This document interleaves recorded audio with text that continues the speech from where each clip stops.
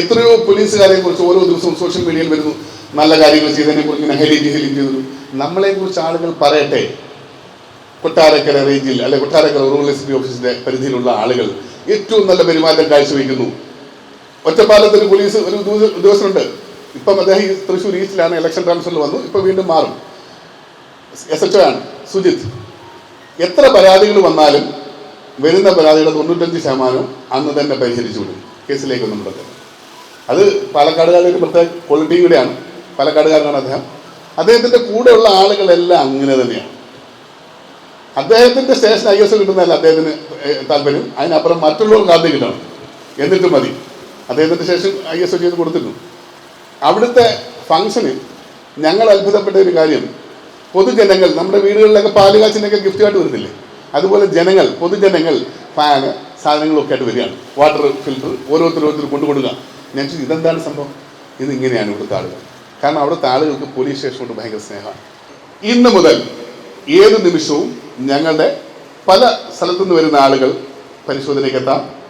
പല രൂപത്തിലായിരിക്കാം. ഇപ്പം മുമ്പ് പറഞ്ഞ പോലെ ക്രൈംബ്രാഞ്ചിൽ നിന്ന് അതൊക്കെ തോന്നും. ചിലപ്പോൾ ലുങ്കി എടുത്തിട്ടായിരിക്കും, പല രീതിയിൽ ബെർമുഡ ഇട്ടേണ്ടി വരും, പല രീതിയിൽ വരും.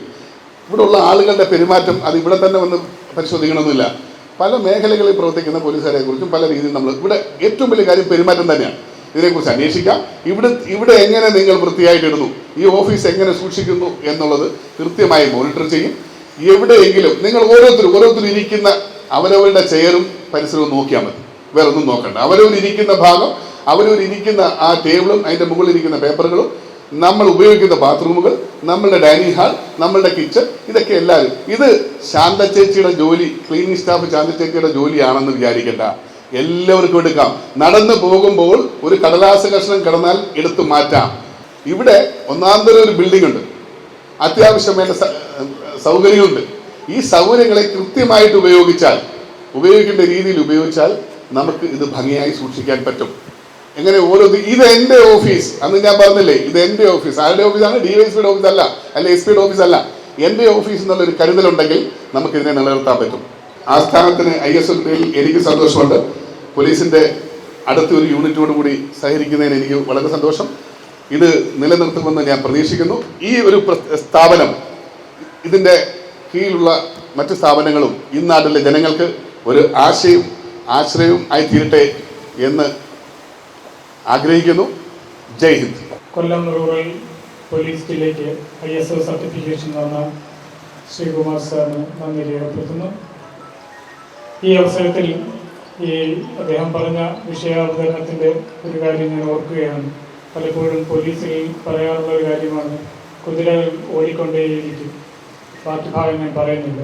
പക്ഷെ ആ കുതിരകൾക്ക് പുറത്ത് പോലീസ് ഉദ്യോഗസ്ഥർക്ക് കയറാൻ കഴിയും എന്ന ഒരു മെസ്സേജാണ് ഇപ്പോൾ ശ്രീകുമാർ സാർ പറഞ്ഞു. നമുക്ക് ഈ കുതിരകളെ കൺട്രോൾ ചെയ്ത് മുന്നോട്ട് കൊണ്ടുപോകാം. നമ്മുടെ ഈ ജില്ലാ പോലീസ് ഓഫീസിന് ISO സർട്ടിഫിക്കേഷൻ അനുവദിച്ച് തന്ന ISO director Shri N. Sreekumar അവർ, വേദിയിലും സദസ്സിലുമുള്ള ഉദ്യോഗസ്ഥരെ, സഹപ്രവർത്തകരെ, മറ്റ് സുഹൃത്തുക്കൾ, ഇന്ന് കൊല്ലം ജില്ലാ പോലീസ് ആസ്ഥാനത്തെ സംബന്ധിച്ച് ഒരു നിർണായകമായ നിമിഷമാണ്.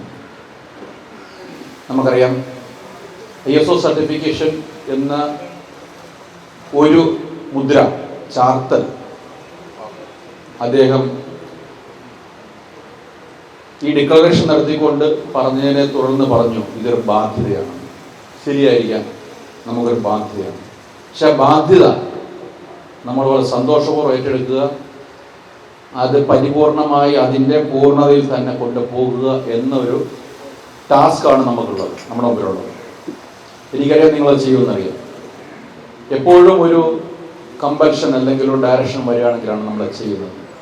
നമ്മുടെ കേരളത്തിലെ പോലീസ് സേനാംഗങ്ങളെ സംബന്ധിച്ച് നമുക്കറിയാം, വളരെയധികം വിദ്യാഭ്യാസ യോഗ്യതയുള്ള, വളരെയധികം കാര്യക്ഷമതയുള്ള, വളരെയധികം ചേഞ്ചസ് അക്സെപ്റ്റ് ചെയ്യാൻ ശ്രമിക്കുന്ന, അതായത് ടെക്നോളജിക്കൽ ഡിജിറ്റൽ ട്രെയിനിങ് എല്ലാം കിട്ടി അതിനനുസരിച്ച് പെട്ടെന്ന് തന്നെ മാറാൻ കഴിവുള്ള ഒരു ഗ്രൂപ്പ് ഓഫ് ആർമി എന്ന് പറയാം നമ്മുടെ ഈ പോലീസ് സൈന്യം. 60,000 പേരെ ഉള്ളെങ്കിൽ പോലും ഇത്രയും ടെക്കിലി പോപ്പുലർ ആയിട്ടുള്ള സ്റ്റേറ്റിനെ വളരെ നന്നായിട്ടെന്ന് പറഞ്ഞാൽ ഇന്ത്യയിലെ മറ്റ് സ്റ്റേറ്റ് പോലെയല്ല, ലോകത്തിലെ തന്നെ ഒരു മോഡലാക്കി എടുക്കാൻ പറ്റുന്ന ലെവലിലേക്ക് പോലീസ് മാറിക്കൊണ്ടിരിക്കുമ്പോൾ ആണ് നമ്മൾ ഈ ISO സർട്ടിഫിക്കേഷൻ്റെ പ്രാധാന്യം വരുന്നത്. പെർഫെക്ഷൻ എന്നൊരു സാധനം, പെർഫെക്ഷൻ എന്നൊരു കോൺസെപ്റ്റ്, അത് പെർഫെക്ഷൻ തന്നെയാണ്. അതിൽ വേറെ മാർഗമൊന്നുമില്ല, വളഞ്ഞൊഴിയൊന്നുമില്ല. ചെയ്തേ പറ്റൂ, നമ്മൾ അനുസരിച്ചേ പറ്റൂ. ഇതിന് ഡയറക്ടറുമായിട്ട് ഞാൻ ആദ്യം സംസാരിച്ചപ്പോൾ അദ്ദേഹം കുറേ എൻ്റെ റൂമിൽ നിന്ന് തന്നെ കുറേ ക്ലാസ് എടുത്തിരുന്നു. ശരിക്കും പറഞ്ഞാൽ ജീവിതത്തിൽ തന്നെ മാറ്റം മറിച്ച, ഞാൻ പുറത്ത് അധികം കാണിച്ചിട്ടില്ല, പറഞ്ഞിട്ടില്ല, പക്ഷേ എൻ്റെ ജീവിതത്തിൽ കുറേ മാറ്റം വരുത്തിയ ഒരു ടോക്കായിരുന്നത്. ഇവൻ എൻ്റെ വീട്ടിൽ വരെ അതിൻ്റെ അലവലികൾ പ്രതിഫലിച്ചിട്ടുണ്ട്. നീറ്റായിരിക്കണം, എല്ലാം നീറ്റായിരിക്കണം, പെർഫെക്റ്റ് ആയിരിക്കണം. നമ്മുടെ കുറ്റങ്ങളല്ല, നമ്മുടെ പോരായ്മകൾ എന്താണെന്ന് നമ്മളെ ചൂണ്ടിക്കാണിക്കുമ്പോൾ അത് കറക്റ്റ് ചെയ്യുക എന്നുള്ളതാണ് പെർഫെക്ഷൻ്റെ ആദ്യത്തെ ചൂട്. മറ്റ് പോലീസ് സ്റ്റേഷനിലേക്കും ഇതിൻ്റെ ISO സർട്ടിഫിക്കേഷൻ ശ്രമിക്കുക, അത് നിലനിർത്തുക. നിലനിർത്തുക എന്നൊരു വലിയ ദൗത്യം നമ്മൾ സന്തോഷത്തോടെ ഏറ്റെടുക്കുമെന്ന് ഉറപ്പ് പറഞ്ഞുകൊണ്ട് ഞാൻ ഈ യോഗത്തിൻ്റെ ഉദ്ഘാടന നദിയായി പ്രഖ്യാപിച്ചുകൊണ്ട് നിർത്തുന്നു. ജയ് ഹിന്ദ്.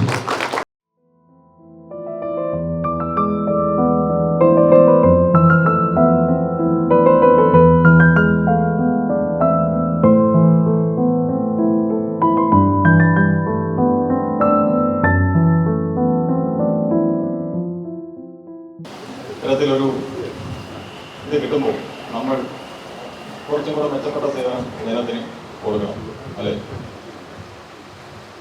അതാണല്ലോ നമ്മുടെ ജോലി.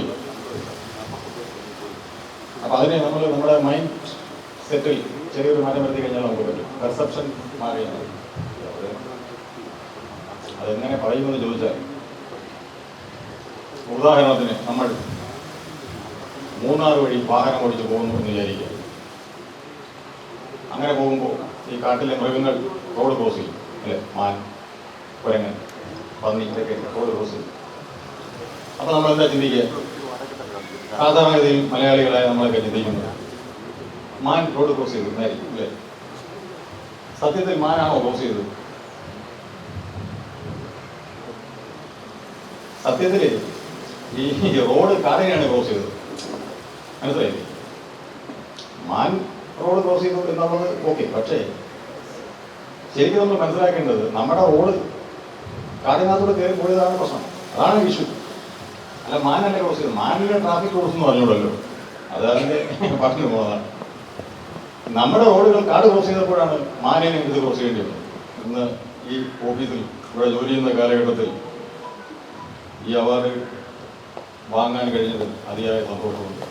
ഇതിനു മുമ്പ് ഒരു ഓഫീസിലും ഇതിനുള്ള അവസരം കിട്ടിയില്ല, ഇനി കിട്ടുമെന്ന് ഒട്ട് പ്രതീക്ഷിക്കുന്നുമില്ല.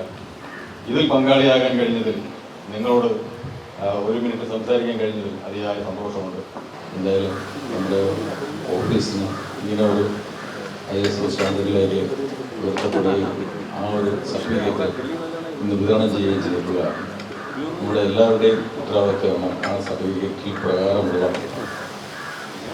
ആ പാരാമീറ്റേഴ്സ് കീപ്പ് ചെയ്ത് നമുക്ക് ഇത് നമ്മുടെ കയ്യിൽ നിന്ന് നഷ്ടപ്പെടാതെ മറ്റുള്ളവർക്ക് ഇതൊരു മാതൃകയായിട്ട് മറ്റുള്ള ഓഫീസുകളിലേക്കും ഇതേ സ്റ്റാൻഡേർഡ് ഇതിലേക്ക് ഉയരാനായിട്ടുള്ള ഒരു അവസരം ആയിട്ട് നമ്മളൊരു